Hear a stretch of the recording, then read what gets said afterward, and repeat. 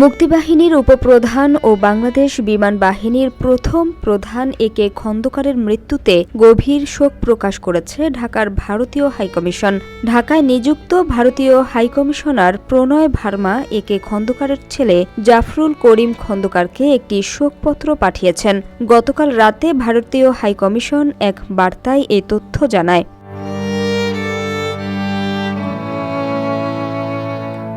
High commissioner প্রণয় ভার্মা শোকপত্রে একে খন্দকারকে একজন অসাধারণ মানুষ এবং বীর মুক্তিযোদ্ধা হিসেবে প্রশংসা করেছেন। এতে বলা হয়েছে, ১৯৭১ সালের মুক্তিযুদ্ধ এবং যুদ্ধোত্তর বাংলাদেশ বিমান বাহিনীর রূপান্তরে তার অসাধারণ অবদান চিরস্মরণীয় হয়ে থাকবে।